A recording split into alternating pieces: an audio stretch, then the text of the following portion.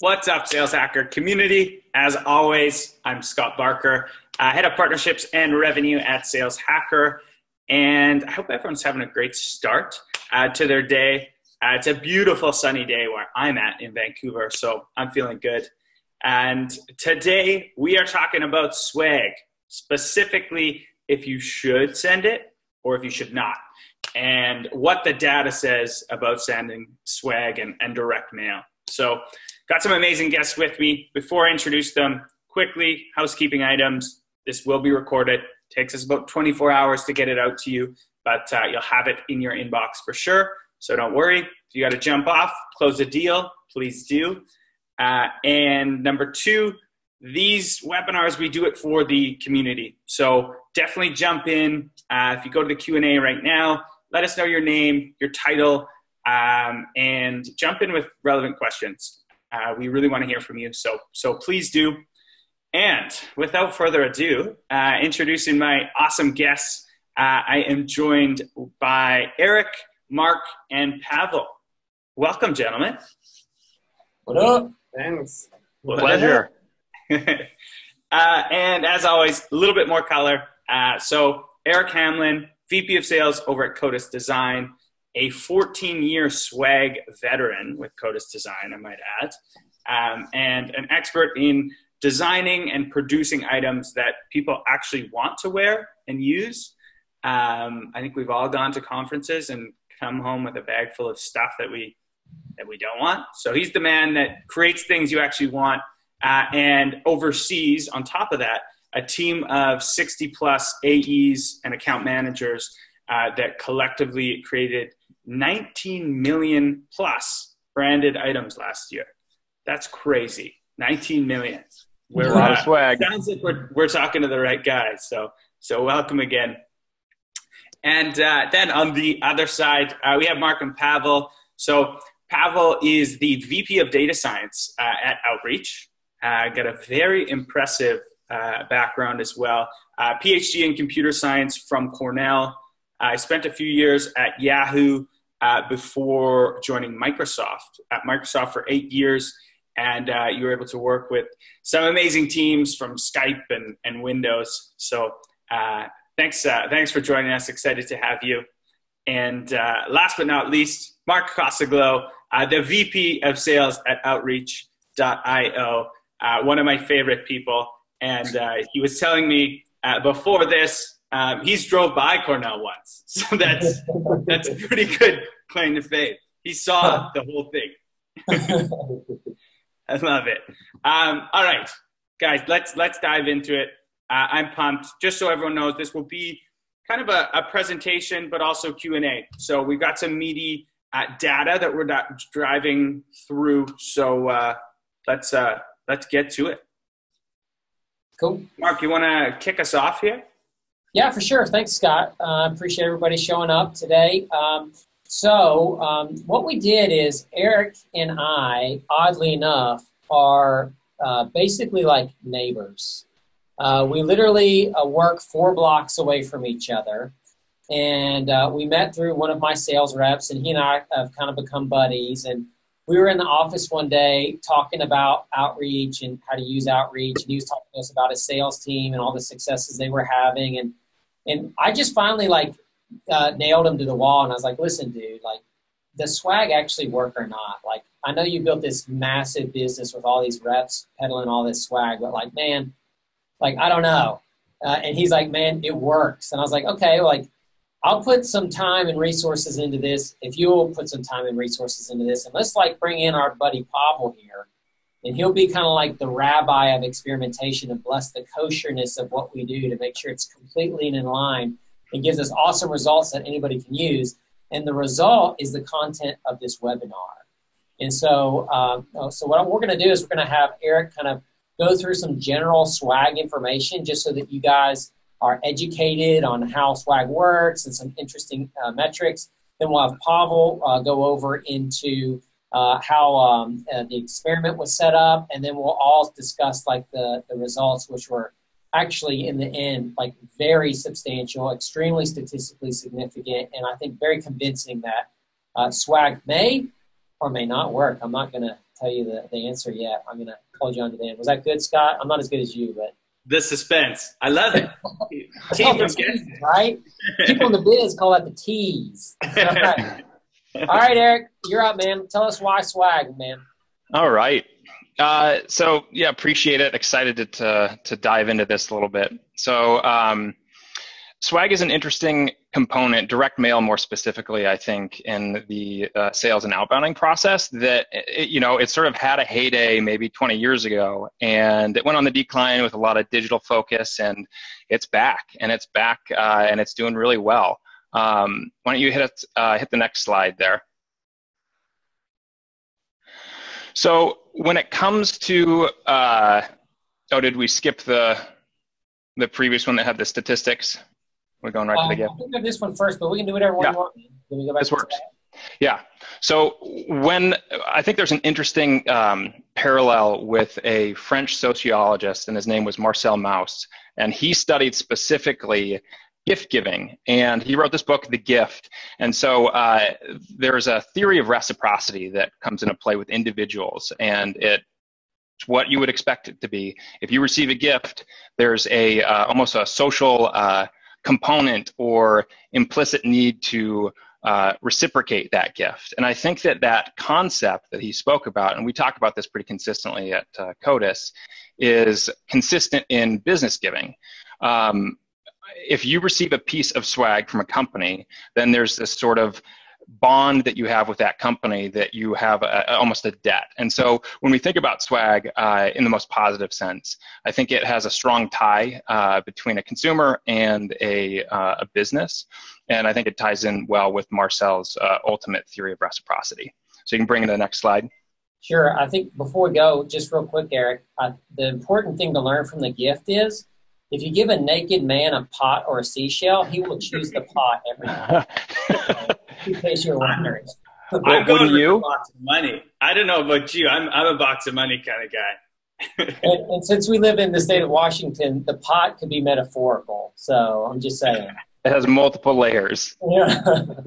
I love it. And quickly, shout out Kyle, Sharon, Rebecca, Nico, Kevin, Derek, Brendan for all joining us today, amongst many, many others. Cool. So our industry has put out for the last 10 or 15 years a study on, they call it the impression study. And you can see there's actually a bit.ly link there that's got access to the most recent study. But here's some specific numbers that we want to talk about that are in that. And the first one, that 85%. So they interviewed several thousand people, and they asked specifically about the recall rate. And I think that's a phenomenally high recall rate. 85% of people that had received a promotional product or a piece of branded swag was able to recall the name of the person or the company that gave it to them. And if you think about applying that to other campaigns or types of advertising, that's crazy high. If you're on Facebook, you're on Instagram, when's the last time that you could remember an advertiser that popped up in your feed? Mm-hmm. The second number, and I don't know, I always ask our salespeople when we're running through training is, were you on Facebook this morning? And most of them are like, yes, we were on Facebook this morning.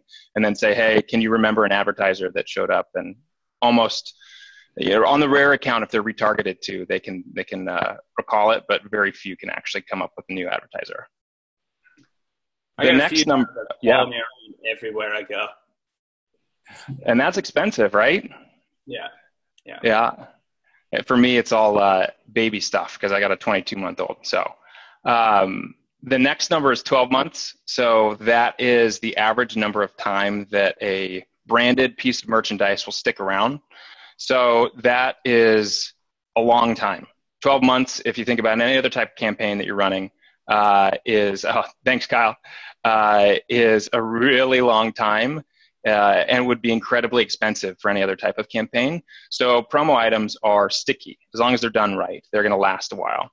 87% is the statistic for why people keep product. So they keep it because it's useful. So I don't know of anyone actually that keeps any other type of advertising, digital or magazine or otherwise, because they're like, man, I really need to reference that piece of advertising, you know, record that commercial on my TV. So I think that's a pretty fascinating statistic, is that people keep product because they actually use it. I screenshot every ad I get, and then I create a photo book of my favorite ones at the end of the year. So is that just a Sunday afternoon tradition? Way higher than 87% digitally. Just I love it. And then 0.7 of 1 cent, which is the dollar value of the cost per impression. So that's, if you know CPI and you think about, that's basically the number of eyeballs, impressions you get of your logo. And that is really low compared to other forms of media. If you think about newspapers, I think newspapers are like 3.2 cents per pair of eyeballs. And digital is a little bit less expensive. I think that's closer to about 0.7 of 1 cent. And then you have things like mobile specific, which is about 1 cent per pair of eyeballs. And then the last statistic, number 1, is they asked people to stack rank 7 different types of media and advertising, and consistently promotional products and branded merchandise was number 1 in terms of how they preferred to be advertised to. So that's a lot of marketing jargon, Eric. We're about to put it to the test, right? So we wanted to say, like, because Eric's sitting down with me in this little booth in his office, and like he's like coming over the table at me like with a contract for $1 million worth of swag. No, I'm just joking. He's not that high pressure, but we're like having this kind of like semi-heated argument because I'm talking about stress balls and, you know, lanyards and crap like that I've gotten in the past. He's like, no, Mark, you do it right. Like this swag thing really works. And so we said, that's when we decided, hey, let's do an experiment together. And so I said, all right, Eric, like you help us with the cost and the organization of the swag, which is what your company does. I'll bring like the outbound prospecting, SDR, target accounts and prospect, which is what our company does. And then let's go get our buddy Pavel here, who is the ultimate designer of experiments. And like one of my favorite stories, Pavel, is about your experiment with Bing. Yeah. Just tell people about that real quick. Oh, yeah. So that was a great story. So what happened there is that once an engineer at Bing, I hope you all know what Bing is. It's just like Google, but from Microsoft. It's actually pretty good. They do a lot of experiments. So once one engineer there had an idea how to change the way that ads are displayed. Had a very simple idea. Let's take this description of the ad and take the first sentence from it and put it into the title. So very easy change. It's probably just like a couple of lines of code. And so he brought it to the prioritization meeting, and then everyone is like, nah, that doesn't look like anything interesting. We've got like 100 other things here to do, and let's put it into the backlog. We'll come back to it later. And so it stayed there in the backlog for like a month, and 2 months, and 3 months, 4 and 5 and 6. And it just became clear to that engineer, this is never going to happen. I mean, there are so many other items that ranked above it, but this is like 1 day of work. So he just went like in the evening or on the weekend and just did it. And then started an experiment. And then immediately some alerts fired. So Microsoft has an advanced experimentation system, and something that doesn't look right, there is immediately alerts, experiments get shut down, so the users are protected. And the alert was that Bing is making too much money. Like, this cannot be true. You know, usually when Bing is making too much money, this is because something is wrong. Like, we forgot to show the results. We're only showing ads or something like that. But this time they investigated and they found there was no mistake. Everything was right. And that simple idea increased Bing revenue by, I think, something like 12% per year, which is more than $100 million per year at that time. And those 6 months that the idea stayed in that backlog cost Bing $50 million. So the lesson from this is that we are really bad at assessing the value of our ideas on both sides of it, right? Sometimes we just don't believe that something is going to make a difference, and then it makes a dramatic difference. And on the other hand, sometimes we really believe that something works and something is awesome, and you test it and it just doesn't work. So we really have to run an experiment to find out. And Pavel is the most draconian person I've ever met on how experiments should be conducted. So let me tell you a little bit about the play that we ran with CODIS. So we wanted to have a traditional marketing campaign for some companies in a specific geo. And we wrapped some buses and we did some billboards. And our job was really to make sure that people were aware of us in a certain geography. And so we had that kind of going on, and people were sending us pictures and mentioning it in deals that they kind of had some awareness. So we thought, so when I met Eric and we started talking about doing this swag idea, I said, well, why don't we just kind of align to a traditional marketing campaign we have already and like see what it does.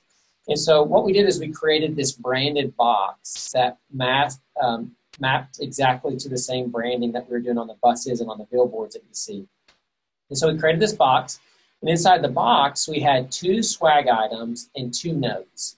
And the first note was, hey, listen, if you're selling software that brings people from the past into the future, like you need to take a look at the juxtaposition of those two. And that's one thing that we talk about at Outreach is like, you know, a lot of companies are selling products that bring people 10 years into the future with a product that was built 10 years ago.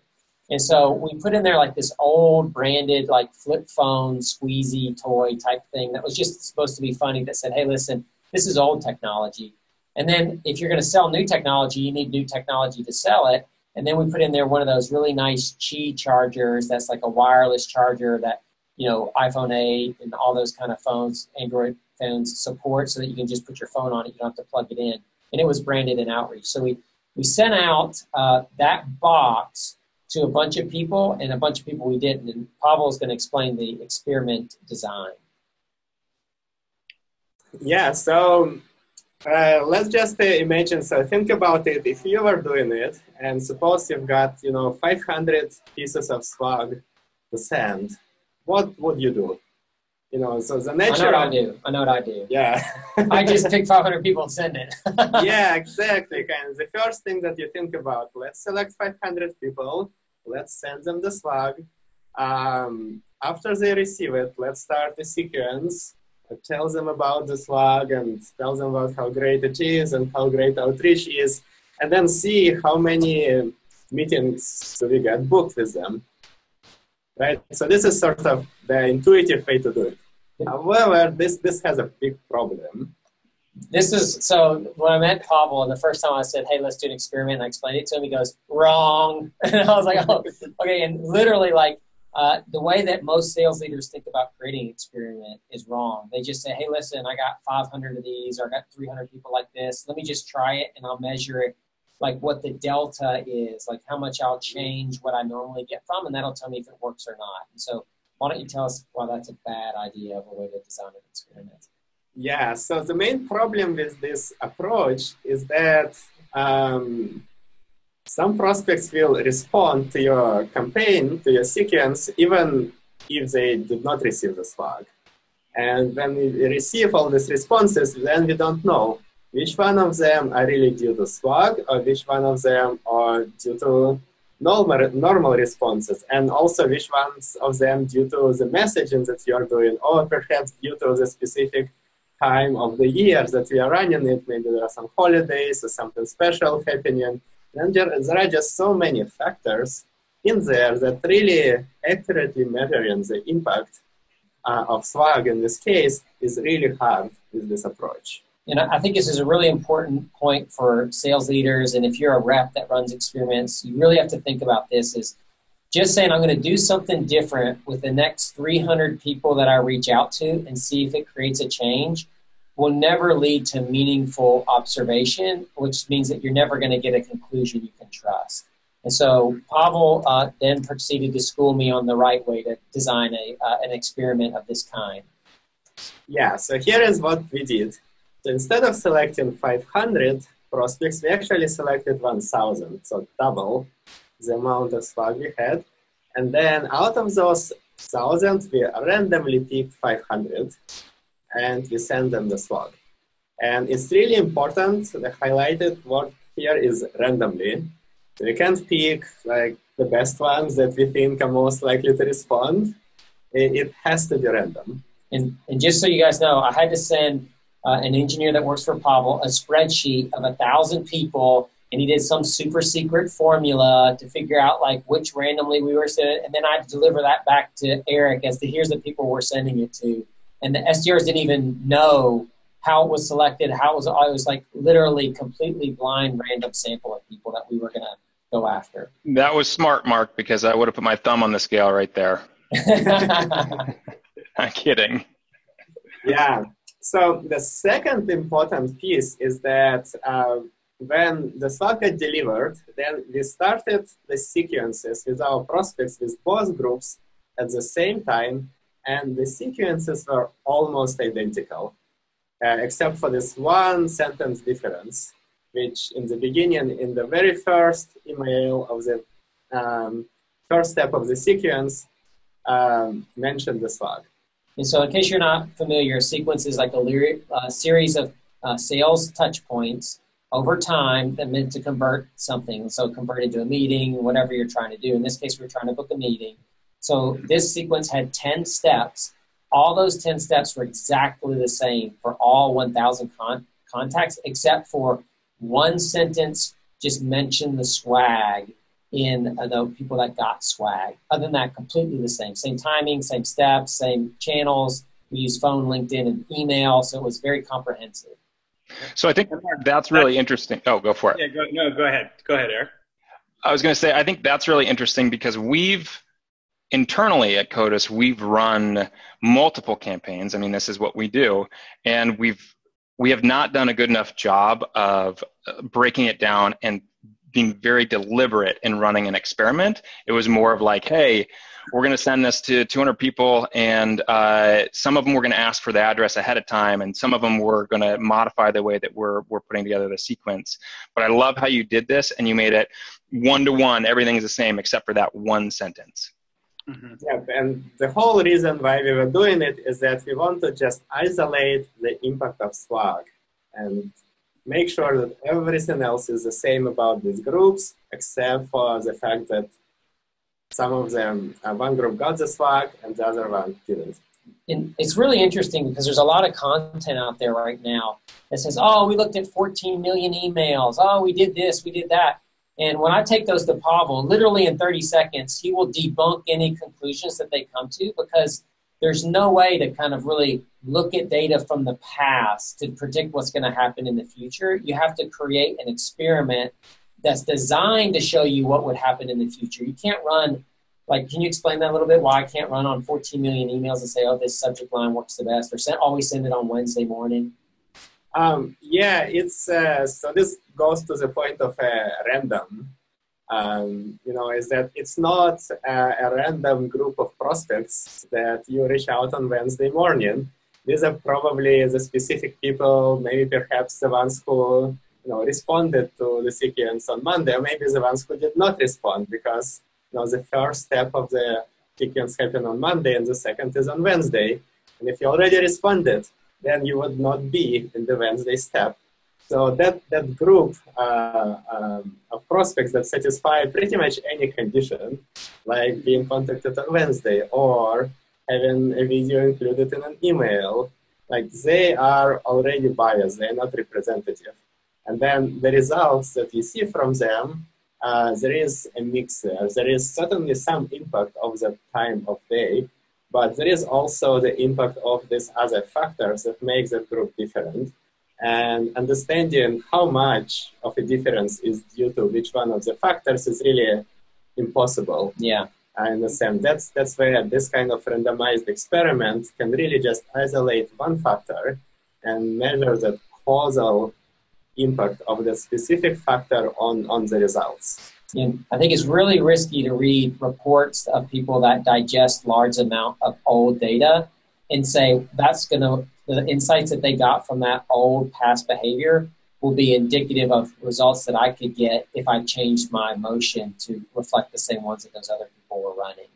And so, like, don't be tricked into that.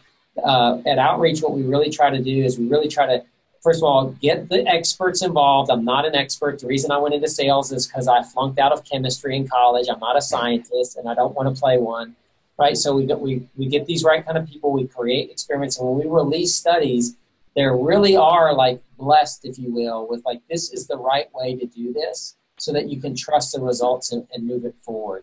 And, you know, we'll learn some do's and don'ts at the end, but I think it's a really important distinction when you see these studies that people run on old past data. Like, it's an interesting observation, but it doesn't necessarily mean it's anything applicable to you.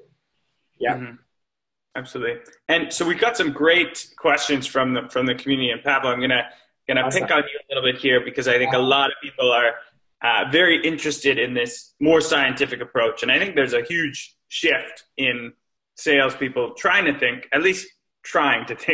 more in a scientific perspective. So Carly Jess has a question here. Does sample size matter is basically the question.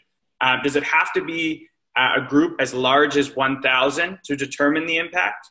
Or could you run the experiment with, let's say, 100 contacts instead of 1,000 and do 50 get the swag and 50 don't?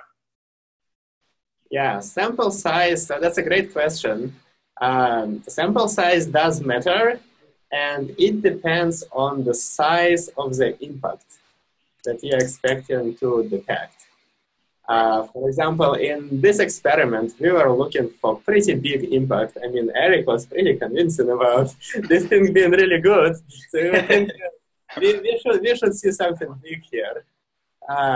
So in this case, 1,000 is enough. Probably even a smaller number, like based on the results that we've learned, would have been enough as well. However, if, for example, we were running an experiment of, say, sending 2 different pieces of swag, one piece of swag to one group and a slightly different one to a different group, let's, paint the box in a different color. So that's like a relatively small change. You would not expect like double the difference, double the impact from that. It's maybe 5% type of a difference there. So in order to detect such small amount of difference, we actually need more prospects. We need larger sample size. And this is just because there is a lot of noise. There is a lot of randomness in the studies, and those small differences get lost in the randomness. To be sure of this, of the small changes, we need bigger sample size. Yeah. Okay.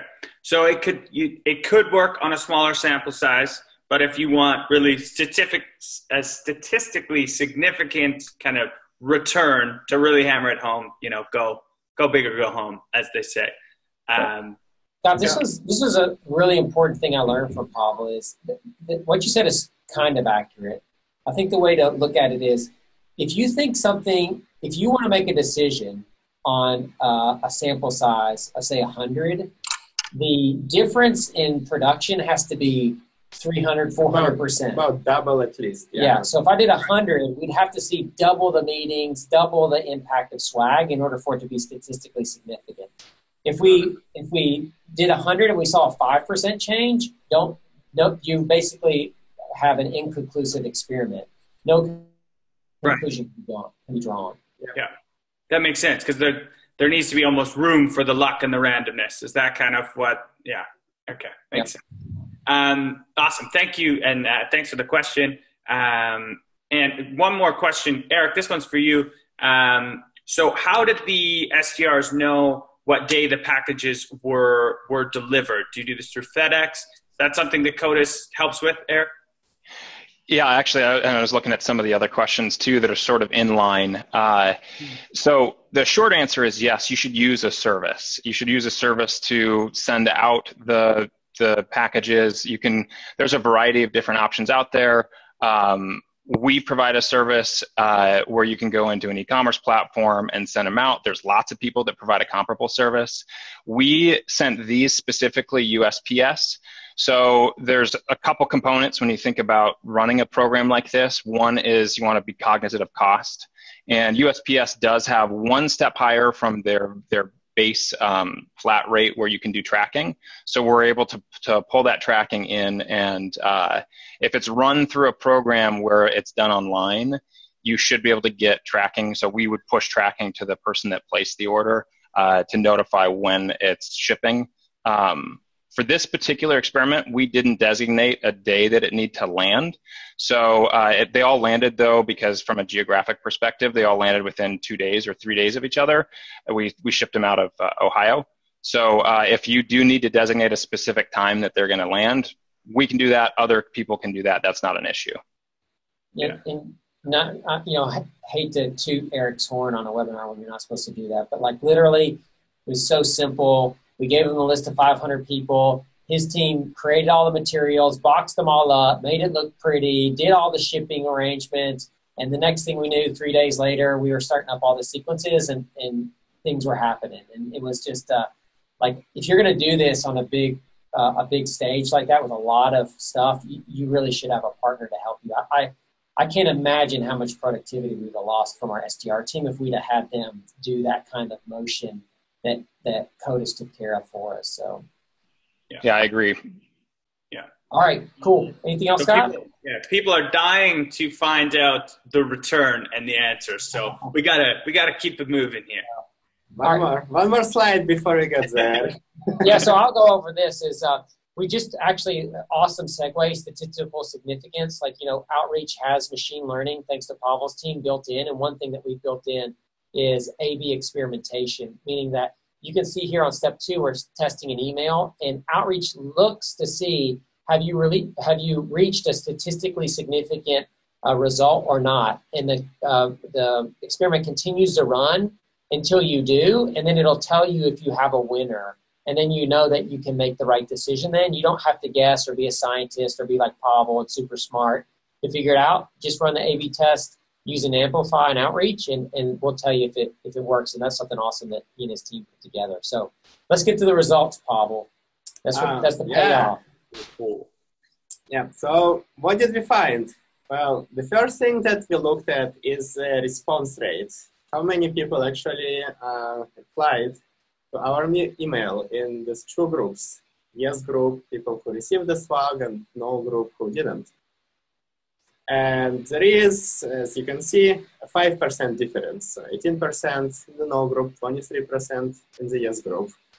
Relative 26% increase, 5% absolute.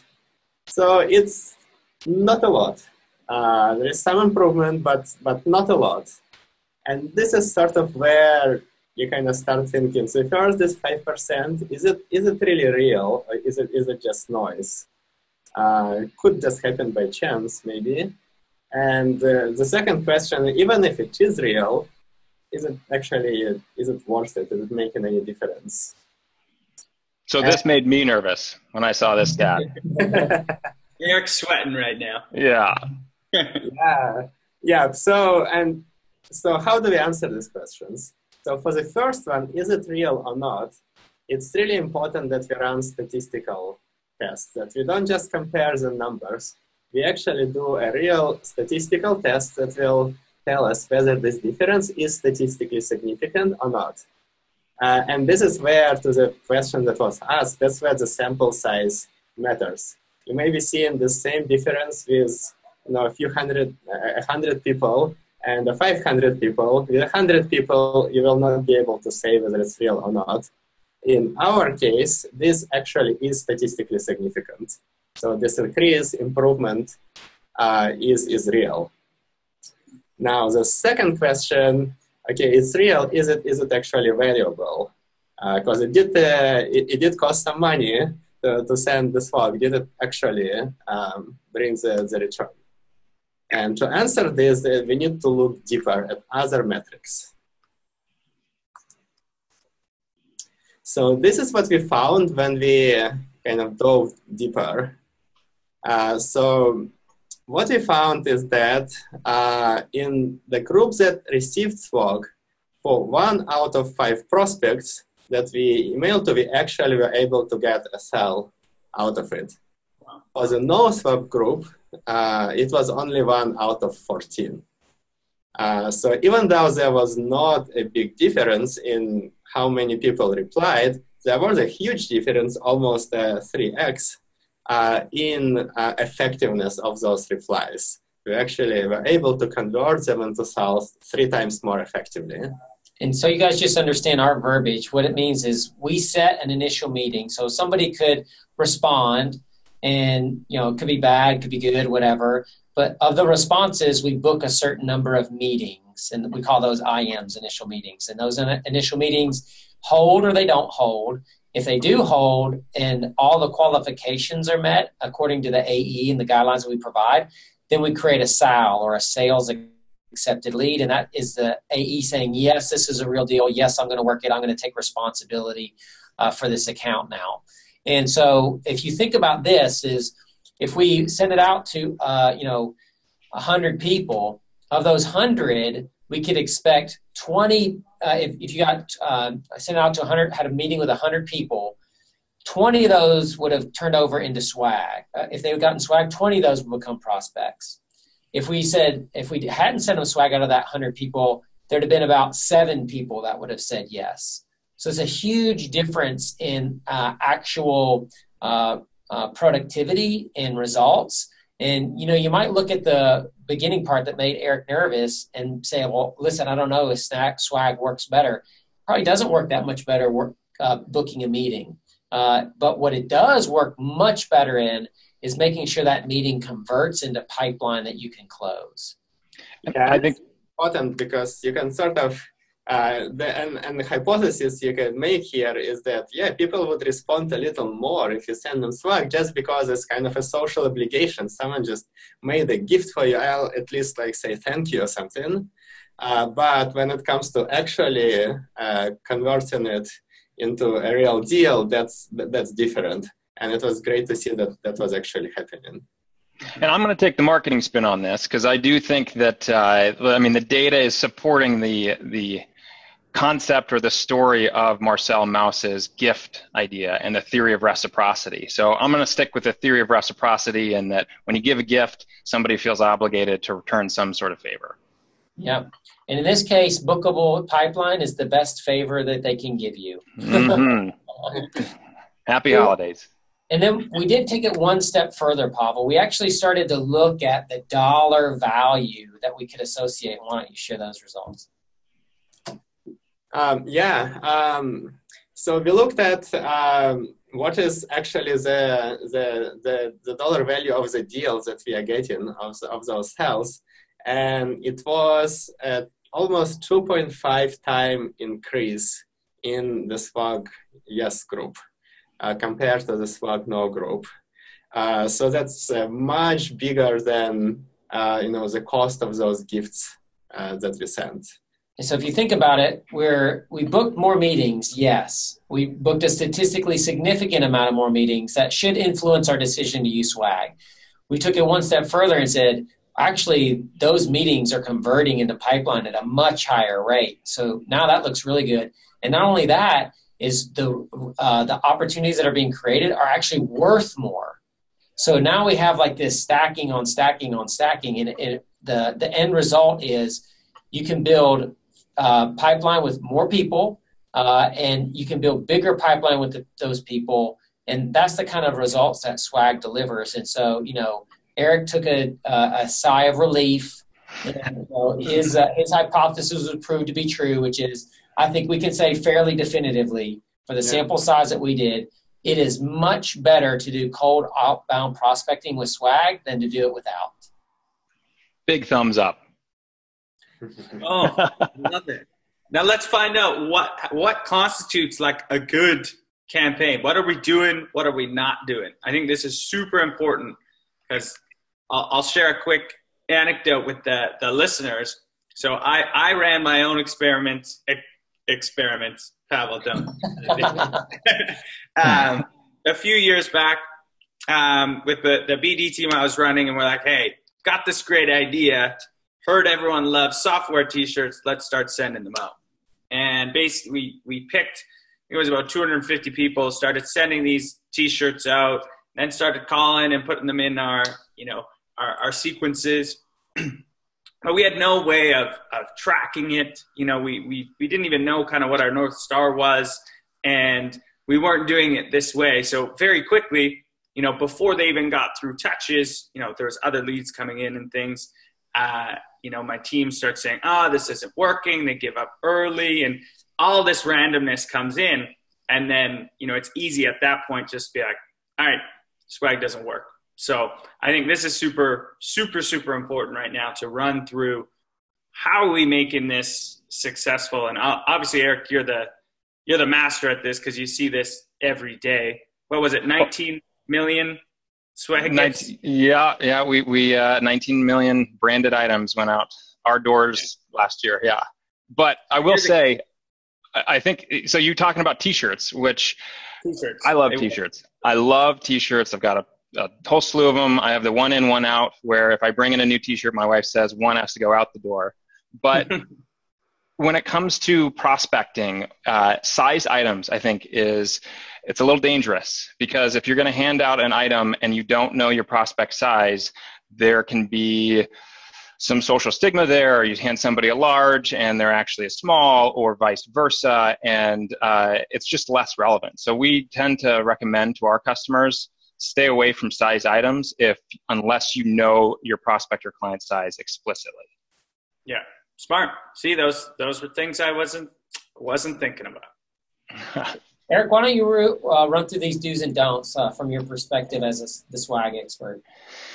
Yeah, for sure. So Mark mentioned briefly what the swag kit is that we had produced for them. And I think what was amazing about that piece is it hit two things that really matter. One is it was on message, it was on brand. So it tied really well into other advertising components, because realistically, sending out a piece of swag doesn't work if it's in a vacuum. It's got to be part of, whether it be a multi-touch sequence with a phone, email, LinkedIn component, or even other more traditional forms of advertising like they did the bus wrap or billboards or digital.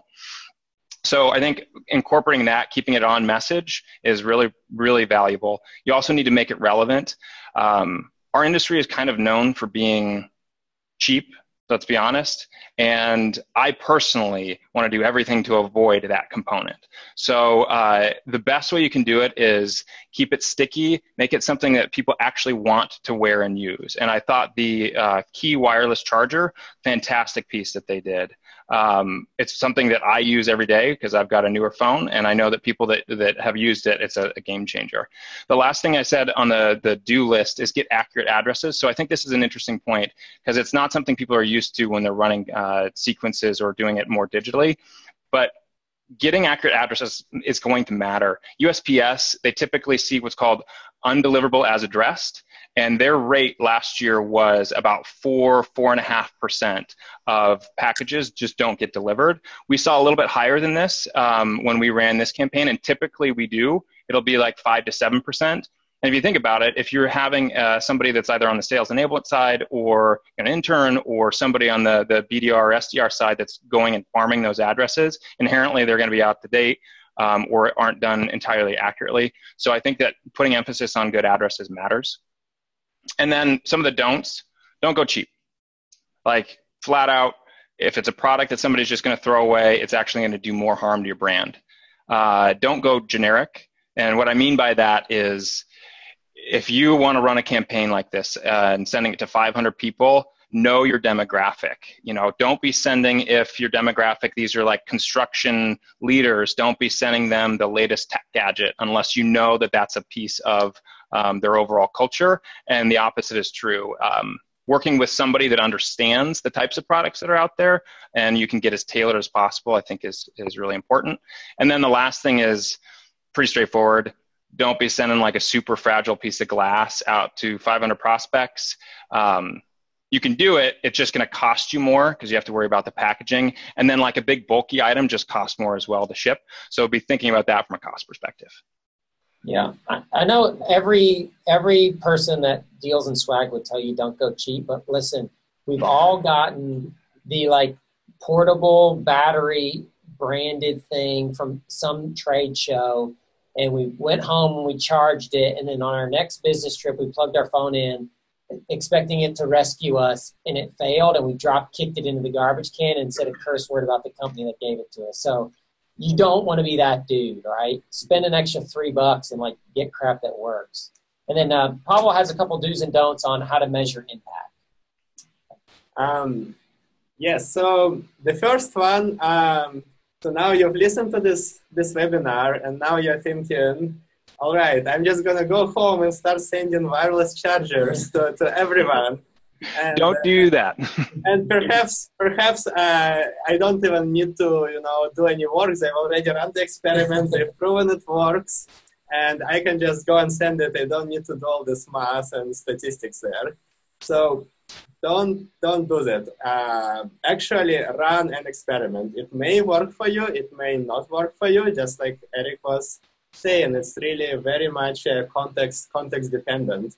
And that's where when you run a few experiments, you can actually find what are the types of things that work very effectively for you, as well as what are the things which don't work. So running experiments is really important.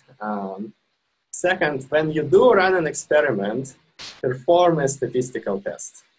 It's so often I see, in many products, I see that now A/B testing is popular. Everyone supports A/B testing. They only show you the numbers.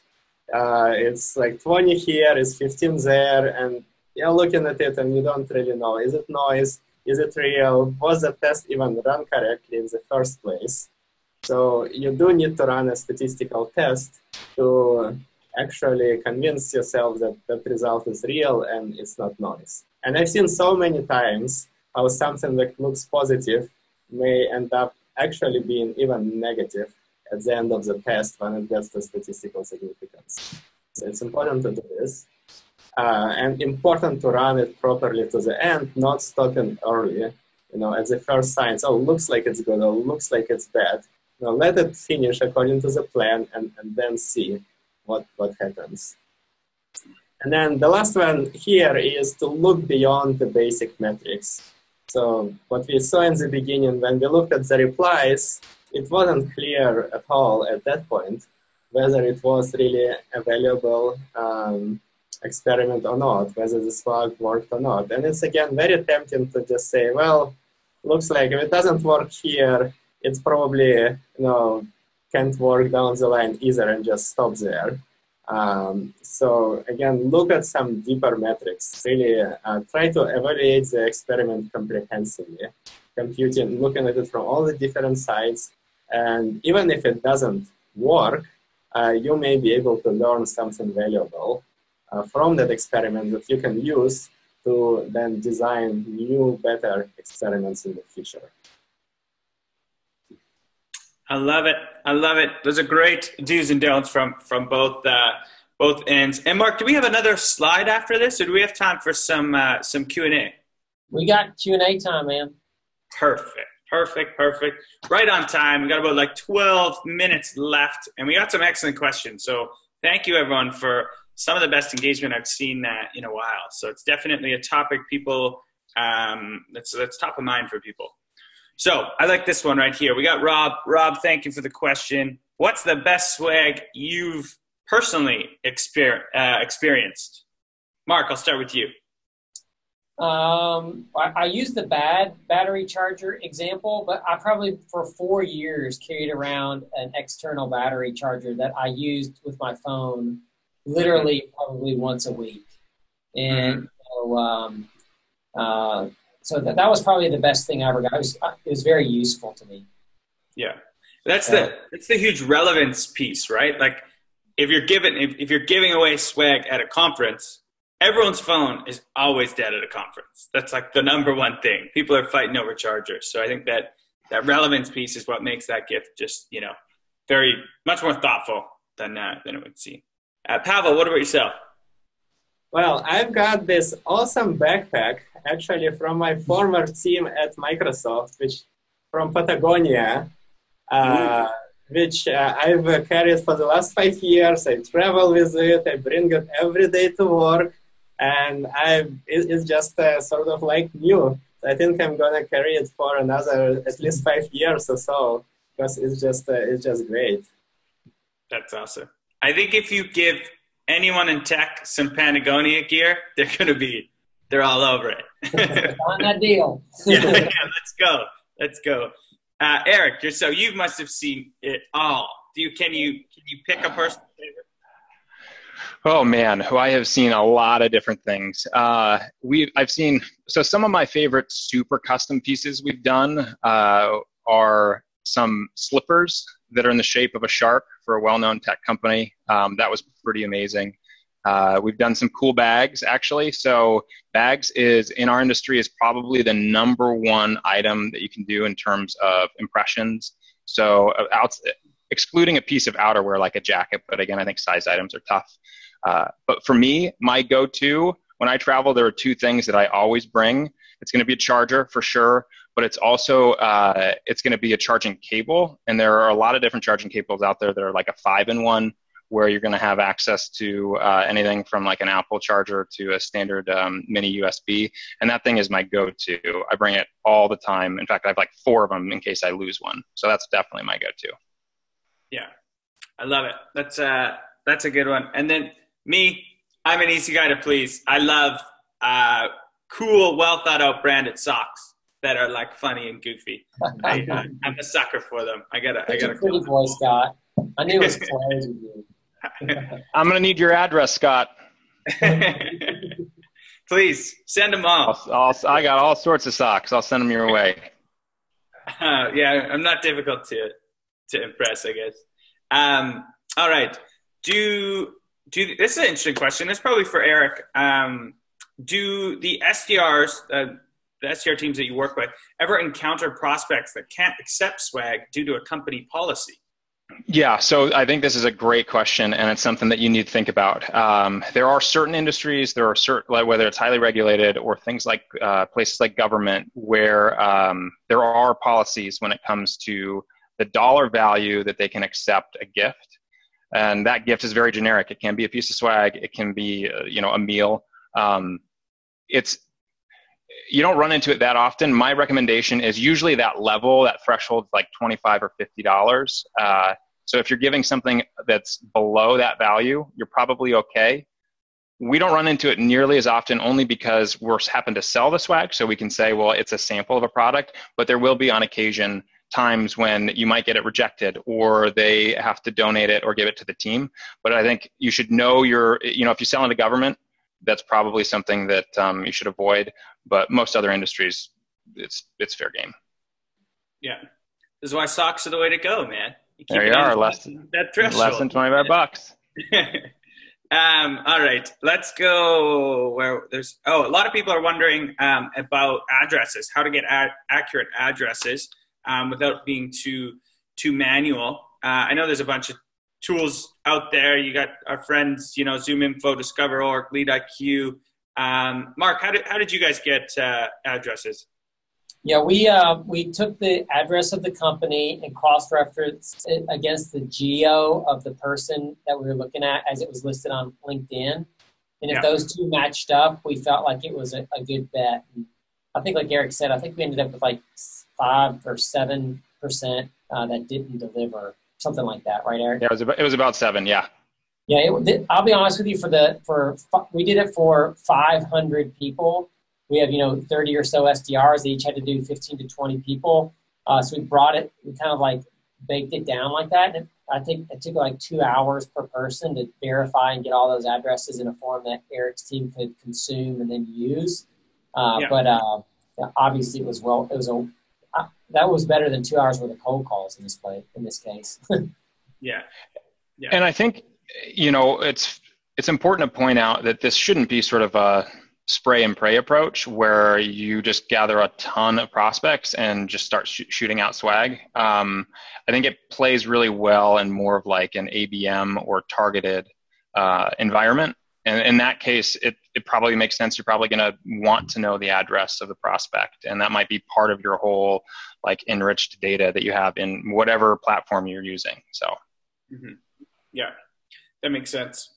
All right, I actually like this one a lot here. And Eric, I'm going to flip this one to you first. So if the question is, who designed the whole campaign, the swag, the message, the emails? So in my mind, this is asking, who should own an initiative like this? Do you typically see it's like the marketing folks that are coming up with this, and then, the SDRs are calling into it? Or is this something that, the sales org can just drive themselves? What do you usually see? I think you're going to see the highest level of success if marketing has in hand. In this specific case, and it's also important to partner with somebody that can provide certain resources. I think if it's going to be 100% driven, where marketing is going to say, we want to send this item and this is the messaging, and okay, SDRs, you go now execute. I don't know if that'll play that well, but if the sales team and marketing are playing together, and then they're using a third party that can provide some good consultative services, like, hey, maybe you shouldn't send this cheap, charger because it's going to get thrown in the trash. In this case, we picked the product because I knew the messaging. I'd spoken with Mark, and we said, hey, what about this type of items? I gave him like 5 or 6 ideas. Mark was like, not that one, not that one. That's cool. And then we went that direction. So it was it was on a partner level. Yeah, that makes sense. And Mark, any tips for getting, because it sounds like, sales and marketing were very aligned when Outreach did this. Any tips for getting everyone speaking the same language when you're running an initiative like this? Yeah, I think that, we align to marketing's traditional marketing campaign, and there's like organic conversation that Eric and I came up with. Outreach's revenue, like we drink our own champagne here. We're still 85% of our revenue is generated through outreach and the use of outreach through our SDR team. And so I think that for us, the tip is, if you're a marketing person and you have something that you want doubled down on, if you want to get better ROI by investing a little bit more into something, this is a perfect example. I was aware of and knew of the campaign that was happening. And when I went to the specific RVP who was kind of running the reps that were taking advantage of that marketing, it was easy for us to work together and be like, all right, how can we blow this up and make it better? And then to Eric's point is we had somebody, we didn't know what to do. We thought of some stupid ideas, probably T-shirts.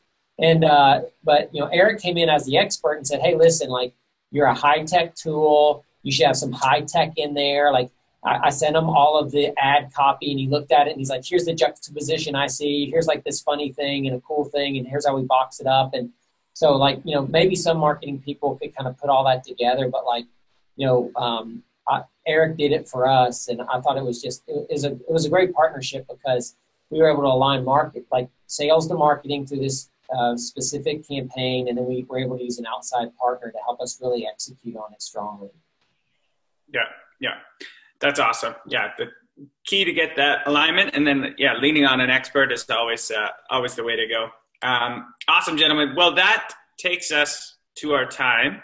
Mark, Pavel, Eric, thank you so much for spending the hour or so with me. Tons of insight. I've got a page full of notes myself, so that was a lot of fun. And if people want to continue the conversation, because like I said, we got so many questions, best way to connect with the three of you, LinkedIn, Twitter, what's the best avenue? LinkedIn is my go-to. Yeah, LinkedIn for me as well. Yeah, Perfect. And I do carrier pigeon, but LinkedIn works too. Perfect. We got LinkedIn, carrier pigeon. And for everyone in the community who joined us and got super involved, thank you so much. And go and crush it this week.